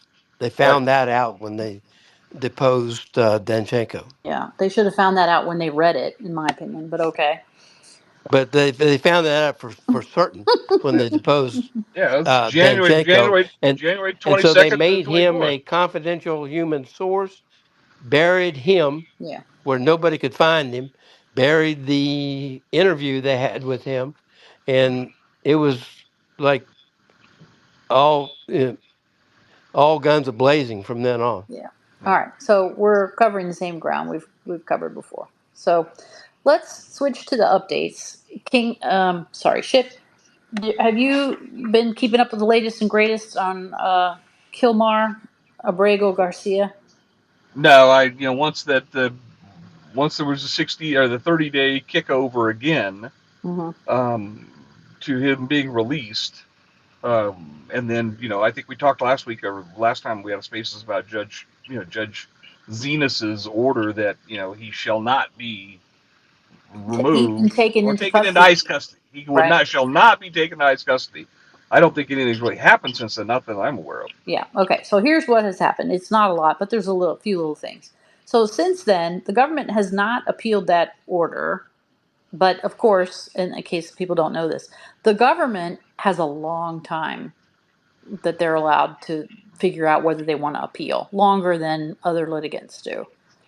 And so, and they're going to have to figure out whether they think it's a final order and they can appeal and so forth. But even if it is, they don't have 10 days or even 30 days to appeal. They have longer than that. So as of now, they haven't appealed, but that doesn't mean they might not.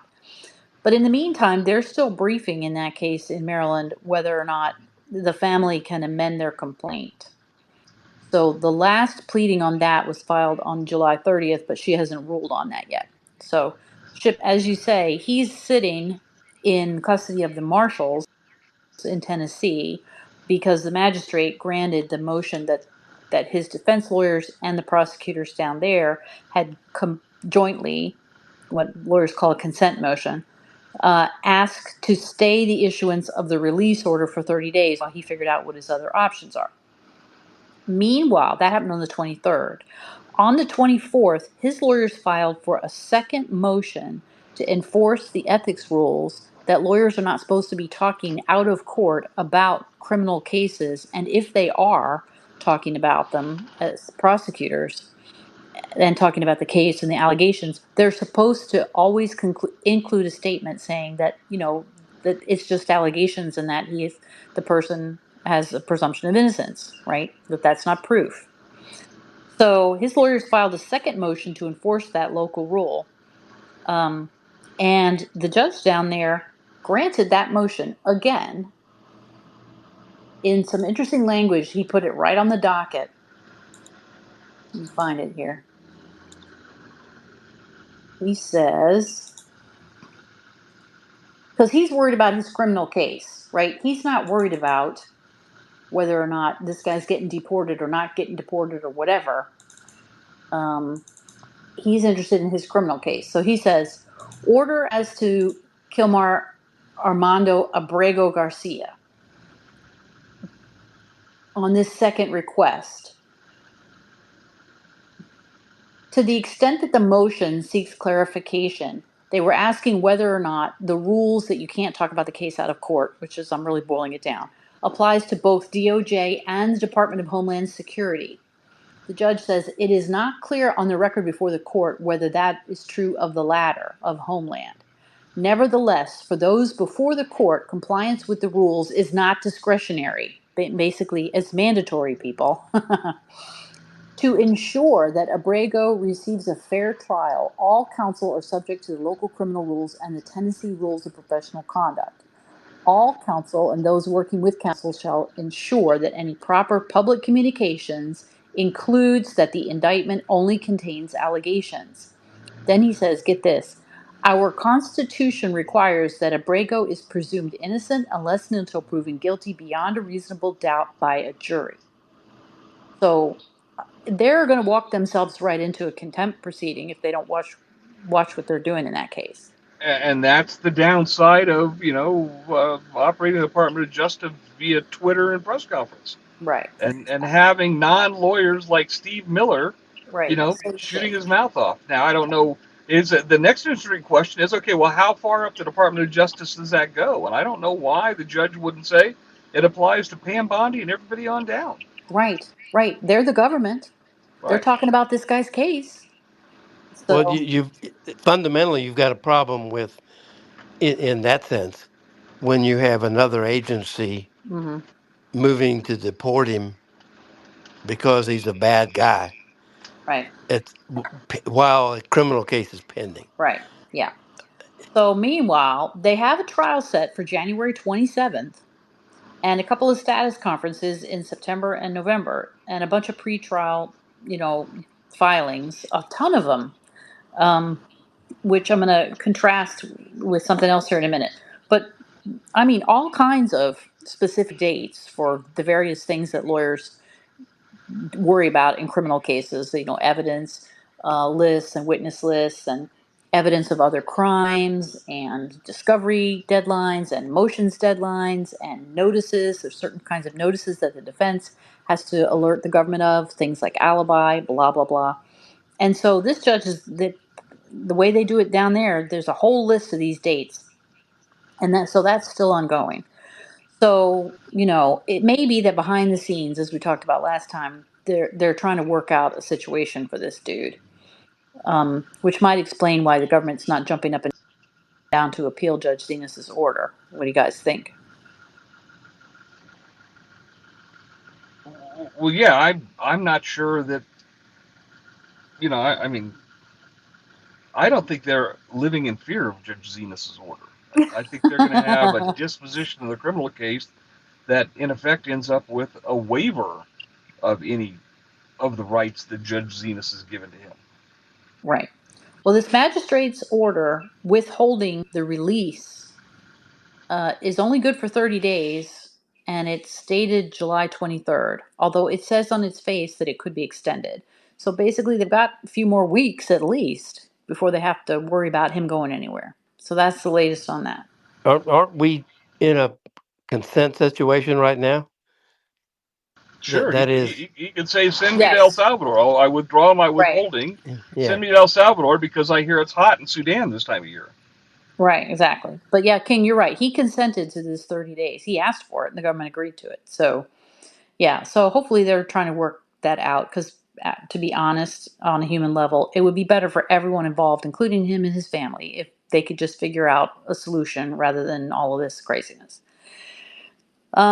Okay, so now then we've got the Maryland Standing Order case. This is this case in Maryland where the DOJ has sued the entire district court bench, and a judge from the Western District of Virginia has been assigned to that case. He's a Trump appointee.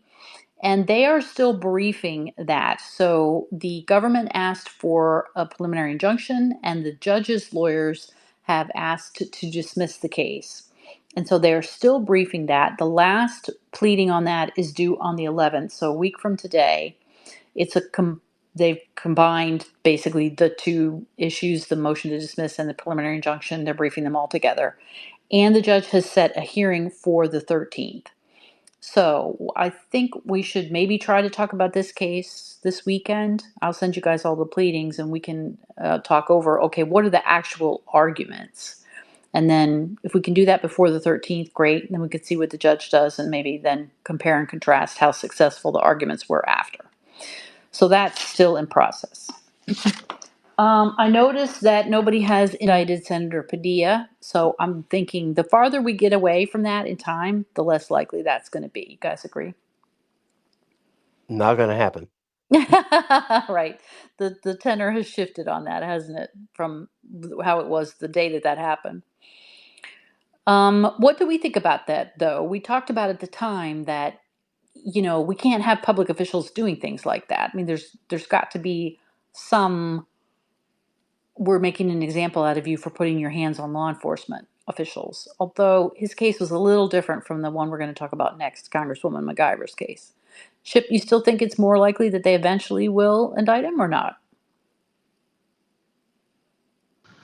I think they've got a long time to watch to see how the PR side of that develops. Yeah. If Padilla Of makes MacGyver? himself no Padilla, if No. Of Padilla Padilla. invites an indictment by making himself a target, I think they're going to charge him. I think right now they've got a little bit of a problem in that district with the same thing as in New Jersey and with an Yeah. interim U.S. attorney that they're trying not to rock the boat too much. Right. Right. Okay. All right. And then Congresswoman MacGyver's case is still trundling along. There was supposed to be a status conference at the end of this week. The judge canceled that and said that they're just going to stick to their schedule that he had set out previously, which basically means they're doing discovery now. There's a motions deadline for August 15th. So we'll see what motions they decide to bring forward, her defense. And there's a jury trial in that case set for November 10th. So by contrast to the one down in Tennessee where there's a ton of deadlines, in New Jersey, basically, of course, it's not as serious of a case, but in New Jersey, apparently, you get a light schedule, and you just have to follow the rules. There's not like a pretrial conference. There's not a bunch of motions and notice deadlines and so forth. So that case, we still think is going to go to trial, right?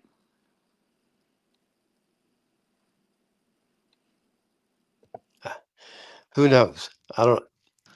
I don't Yeah, I see don't it I have a being don't. Yeah, strong. guilty. they charged her with a felony. There's no way to walk back from that. She's either got to take the felony or go to trial. And Right. I think she's kind of gowning on, if that's a Newark jury or Right. just any New Jersey jury that getting 12 people to convict her might be tough, and a hung jury is probably the worst they can do. And Right. So just hold your nose, get through it, move on with your life afterward. Right. Yeah. So we'll see. That's like a 1 day trial, don't you think? yeah, I Two mean, like days, Steve says. unless it was a Well, yeah. January 6th case, in which case 20 seconds of video turns into a 3-day trial. Right. I had a few of those. Yeah. Steve's right though. It's probably a 2 day trial because it takes you half a day to pick a jury and half a day Pick to the do the jury, right? closing arguments. So that's 1 day. Then yeah. Although in Virginia, that would be a 4 hour trial tops. So okay. So what else? Go ahead. Going back just a second, way back to RussiaGate, real quick. I don't know if you saw the reports today. They came out a little late this afternoon. That Bondi did issue a Oh yeah, directive grand that a jury. grand jury be Yes. opened. Yes. It's the directive, at least the press report of it, was not specific as to where. Right. But on Saturday, the U.S. Attorney for the Southern District of Florida was one of the officials confirmed by the Senate. Right. Kind So of you an think impressive there's guy. yeah. So there's Kind some of impressive linkage guy. there, time Yeah, wise, maybe. he was a judge advocate in the Air Force. 7 years as an AUSA. Then an attorney advisor to the National Security Division at Main Justice, and until Saturday was a sitting state court judge in Florida. Okay. So he's now the U.S. attorney, and I don't believe in coincidences like this. So the fact that he got confirmed on Saturday and she issues this announcement on Monday leads me to believe that that is going to be opened in Florida. Right. Okay. All they need is a whistleblower to say they wanted to get their hands on those Any secret memos and yeah, any RussiaGate documents that Trump had, anything doesn't correct wouldn't have to be anything that specific. he tried to declassify that shouldn't have been. That's what they were after. And if they got a whistleblower that says that, it's this one's going in Florida. Well, the other thing is when you're the defense lawyer, fighting a case on grounds that it's in the wrong venue is not going to work. Most time you don't even raise that even when it is in the wrong venue because you have so many other things to worry about that's the least of your problems. Right. So okay. So we'll see. Yeah, we keep an eye on that. See if that case is in Florida instead of up in D.C. Okay, next on our list is the Judge Dugan's case. Okay, this is the judge, again, who was interfering with ICE operations. So they have filed all of the pleadings in that finally on the question of her immunity. So the magistrate judge there had recommended that the district judge find that there was no immunity. But the way that procedure works, you have a right to lodge objections to that with the district judge. So the defense filed their objections. The government responded to that early. Actually, they filed 2 days ahead of their deadline. And the defense filed her reply, I think today. No ruling on that yet. It does not look at this point like the judge will hold a hearing on that. The docket entry says the court will set a status after making the ruling.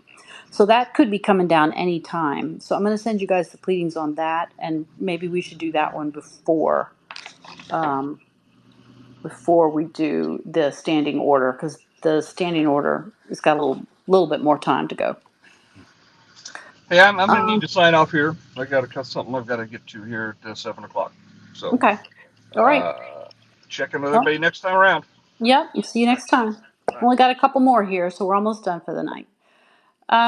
Okay. On this case where the Supremes said the parents had a right to assert their religious objections to certain books being used in elementary school that had to deal with some sex-related issues, um, the judge there was kind of waiting for the mandate to come back down. Once the Supreme Court decides something, it doesn't go immediately like that same day back down. It takes a while, and then it has to go back to the Court of Appeals, and then they have to send it back. Maybe there's something left for the Court of Appeals to do before it goes back to the district judge.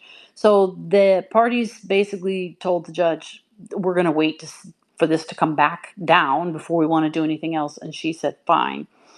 Um, so, but the Fourth Circuit, the Court of Appeals, sent the mandate back to the district judge today, actually. Basically, a short order saying, we're giving this back to you to do whatever needs to be done now based on what the Supreme Court said. And so the judge is expecting a status report from them in about a week. So, in that case, I'm not sure what else there's going to be for these folks to litigate. And if Montgomery County, Maryland has any brains at all, they'll give up on that case. But we'll find out on the 20, we'll find out a week from today is what the judge had ordered. Then on the birthright citizenship case, this is also in Maryland, although there is a companion case to it out in California where the Court of Appeals ruled substantively on that. So far, most of the things that have happened on that issue, including the case the Supreme Court ruled on earlier this year, were kind of procedural. They were about injunctions and stays on injunction orders. But a couple of weeks ago, 2 weeks ago, I think, at this point, the Ninth Circuit ruled that the executive order that President Trump signed is unconstitutional. And so now we'll see if that's going to have legs in front of the Supreme Court probably next year. Meanwhile, Circuit just heard argument on that issue too. Oh, Steve says the First Circuit also just heard argument on that issue up there. Where do they sit? In Boston. In Boston.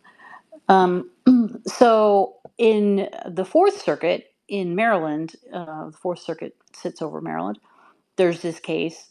That's the one that actually went up to the Supreme Court on the question of the universal injunctions. And we talked about this the last time we got together, where the parties went back to that judge, Judge Boardman, and asked her to issue a ruling about what she would do if the case was about a class action instead of the universal injunction that she had originally issued.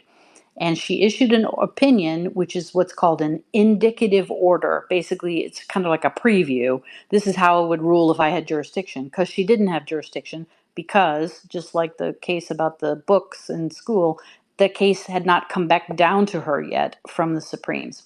So she went ahead and made, at the request of the parties, this sort of preliminary ruling.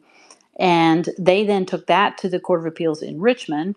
and said, we would like for you to let this district judge rule on part of this. Would you send part of the case back to us?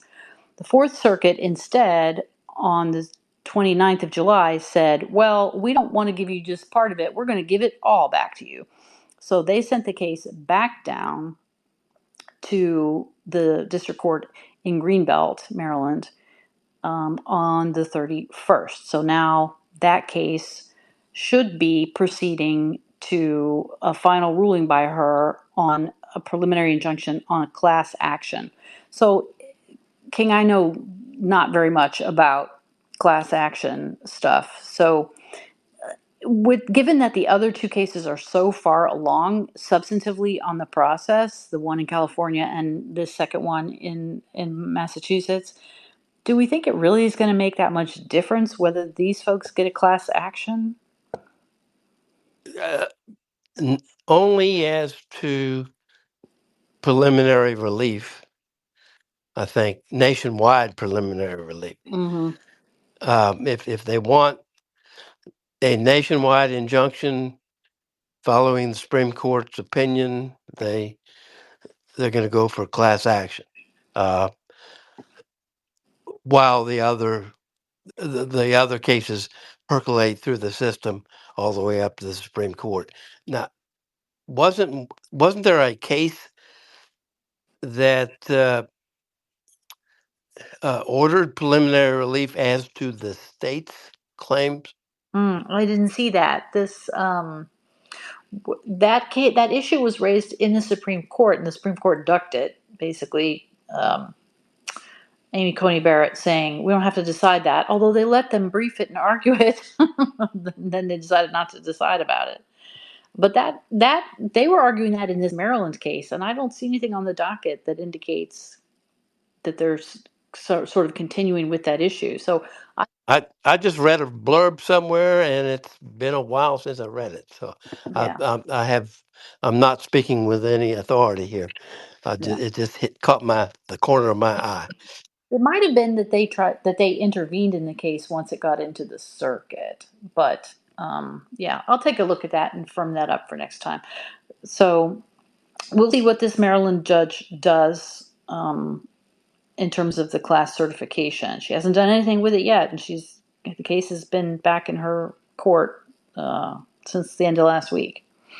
And then the last case I wanted to touch briefly on was this Planned Parenthood case up in Boston, where this ruling came out last week while we were on vacation, which is why we didn't talk about it on our spaces. But as everyone probably knows, the judge up there granted the preliminary injunction. And I want people to understand, like, why did she think she's doing this? So the argument is that the First Amendment, what I'm fixing to say is this is what the law is and has been for quite a long time, separate and apart from this case. The constitutional law is that as part of your right of free speech, you have a right of association. That it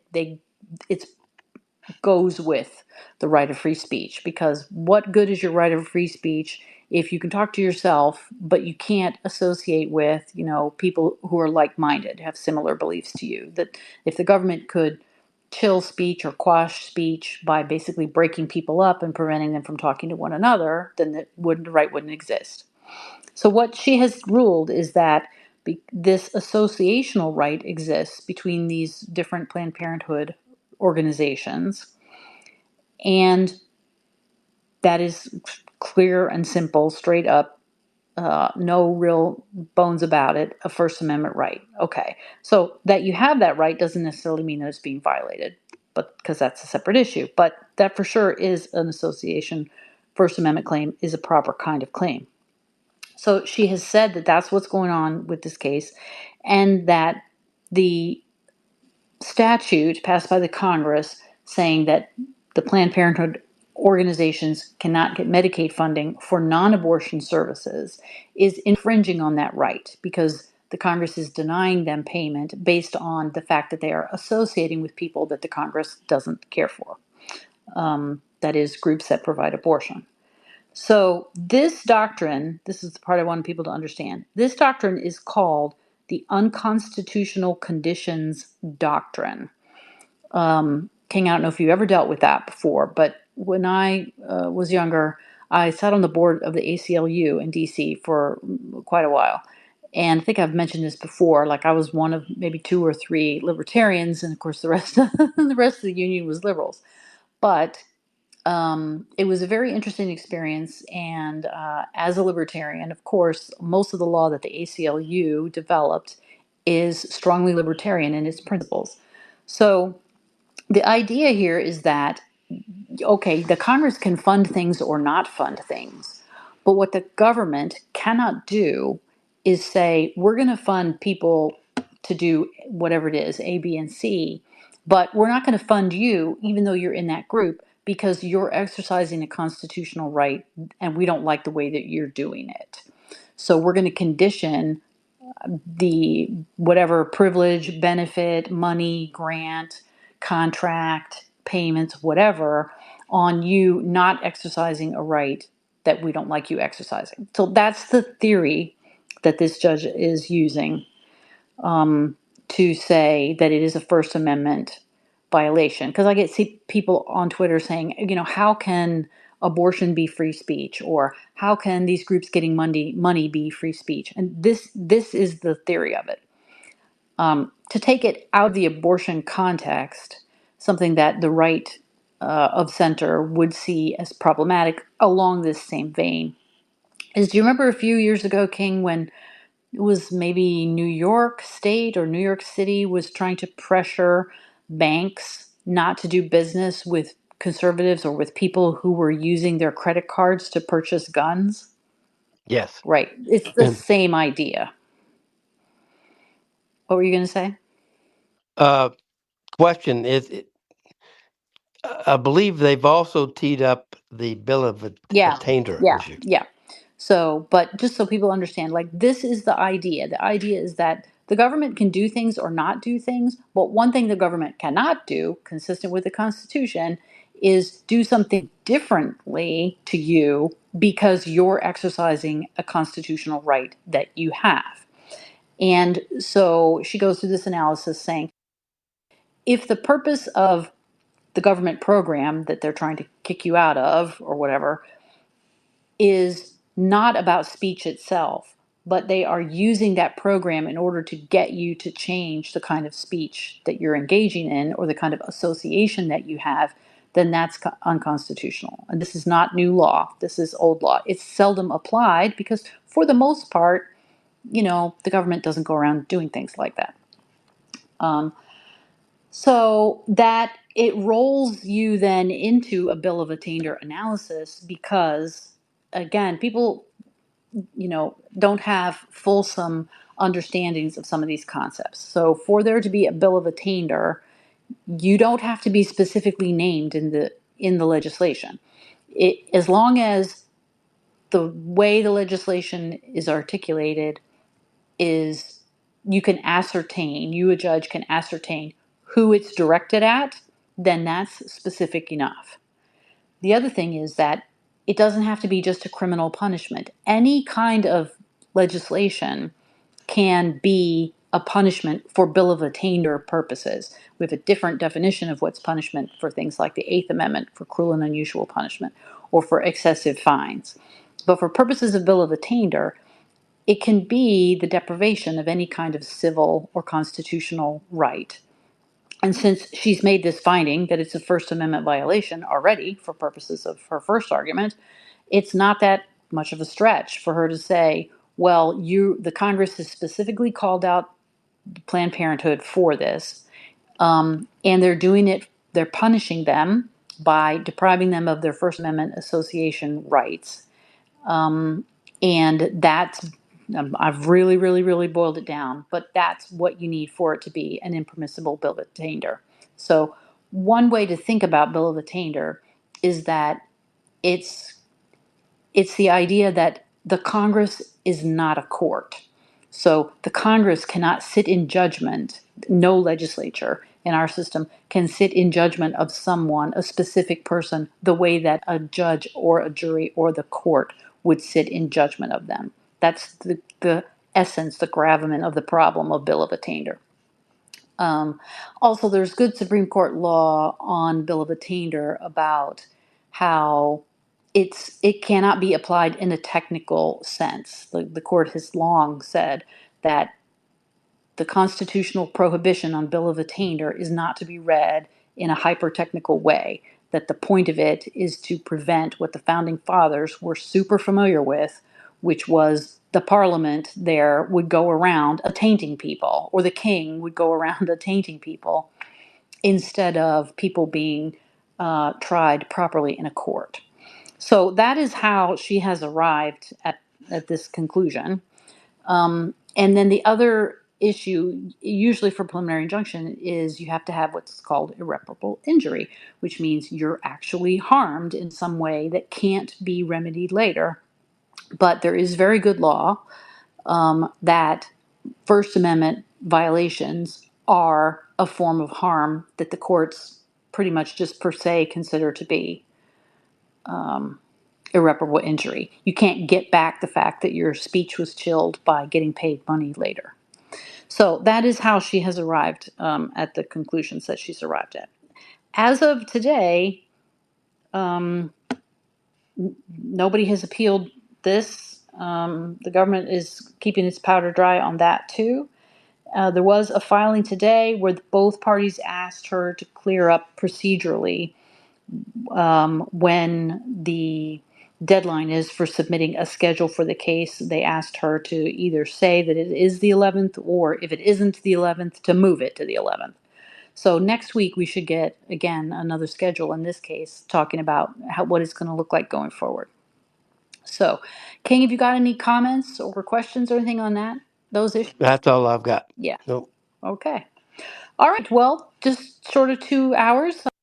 I think that's not too bad for what we wanted to cover tonight.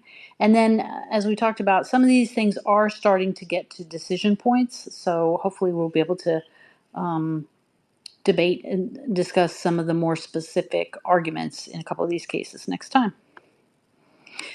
And I will remind people again that King and I are going to talk on Wednesday afternoon about JFK. This time we're going to be talking a little bit more about the autopsy, right? And then move to issues concerning Oswald. Right. Yep. Okay. All right. Well, then, thanks everyone for attending tonight, and I will say good night. Good night, all.